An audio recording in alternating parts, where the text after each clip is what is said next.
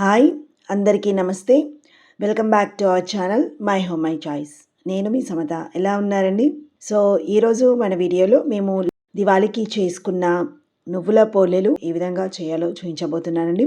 So ఇవి తెలంగాణలో చాలా ఫేమస్ అండి. మా సైడ్ స్పెసిఫిక్గా దివాళీకి చేసుకుంటారండి. సో ఈరోజు అయితే మీకోసం మన వీడియోలో చూపించబోతున్నాను. ప్రొసీజర్లోకి వెళ్ళిపోదాము.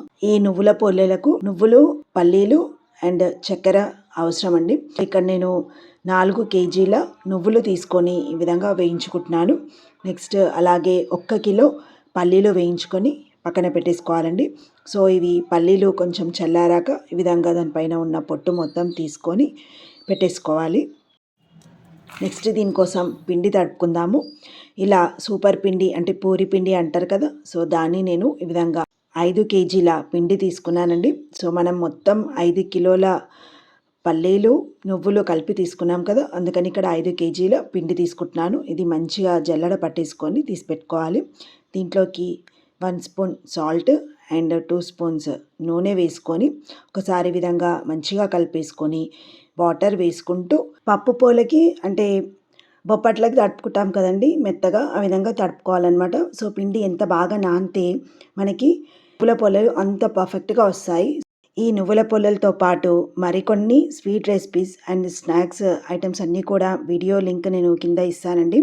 సో వీలైతే చూసి ట్రై చేసి ఎలా వచ్చిందో కామెంట్లో తెలియచేయండి, ఓకేనా?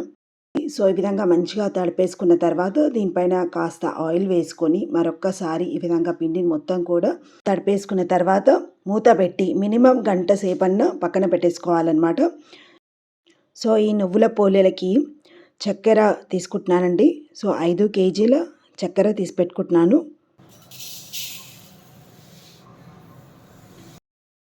సో మనం చేసుకునే నువ్వుల పోలేలకి క్వాంటిటీ ఏంటంటే 4 కేజీల నువ్వులు తీసుకున్నామండి. సో 4 కేజీలకు 1 కేజీ పల్లీలు తీసుకుంటున్నాము.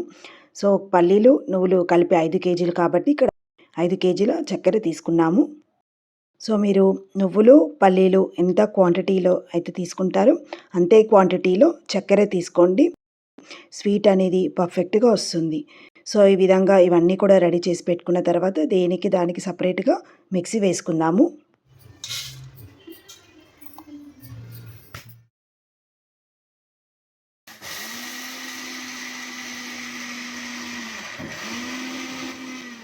ఇలా పల్లీలను మెత్తగా పౌడర్ లాగా చాలా సన్నగా మిక్సీ వేసుకొని పెట్టుకోవాలండి. నెక్స్ట్ పల్లీలను, నువ్వులను, చక్కెర వాటికి సపరేట్గా వీలైనంత వరకు చాలా సన్నగా మిక్సీ వేసుకోవాలండి. సో షుగర్ మిక్సీ వేసుకునేటప్పుడు దాంట్లోకి తగినన్ని ఇలాచీలు కూడా వేసుకొని మిక్సీ చేసుకొని పెట్టేసుకోవాలి. నువ్వులు మరియు పల్లీలు ఈ విధంగా మిక్సీ వేసుకున్నాం కదా, సో అలాగే ఇక్కడ షుగర్ పౌడర్ని కూడా రెడీ చేసి పెట్టుకున్నాం కదండి. సో ఈ షుగర్ని మొత్తం కూడా దీంట్లోకి వేసుకొని మొత్తం కలిపేసుకోవాలి. సో కలిపేటప్పుడు చాలా పొడిగా అనిపిస్తుంది, బట్ తర్వాత దీంట్లోకి కొన్ని వాటర్ వేసుకుంటే కన్సిస్టెన్సీ కరెక్ట్గా ఉంటుందండి. సో ఇప్పుడైతే ఈ విధంగా కలుపుకునేటప్పుడు ఈ విధంగా జారుగా పొడిగా ఉండే విధంగా చూసుకోవాలన్నమాట. సో ఈ షుగర్ పౌడర్ని మొత్తం కూడా దీంట్లోకి వేసుకొని కలిపేసుకొని పెట్టుకోవాలి.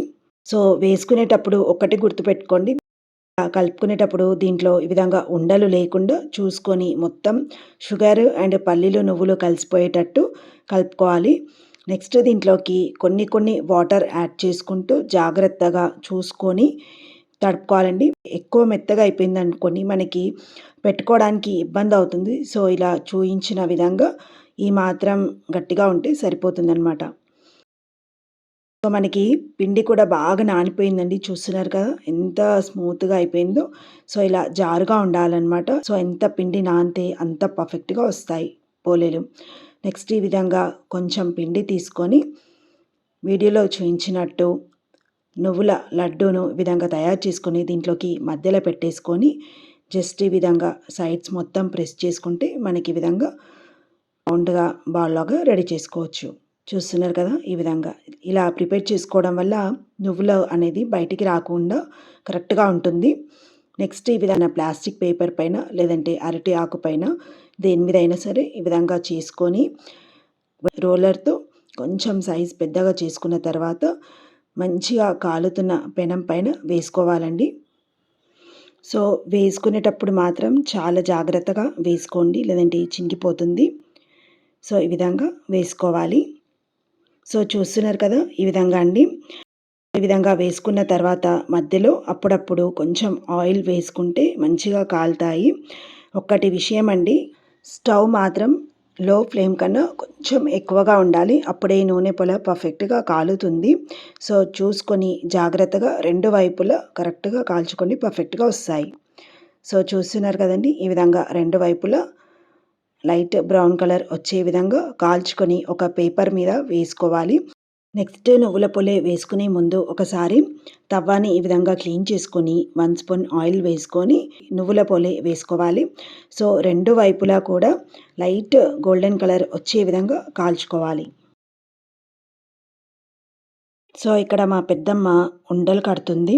మా అక్క పోలేలు చేస్తుంటే నేను పెంక పైన కాలుస్తున్నానండి. సో మా దగ్గర అందరం కలిసి చేసుకుంటే ఫాస్ట్ అయిపోతుందని ఈ విధంగా చేసుకుంటాము.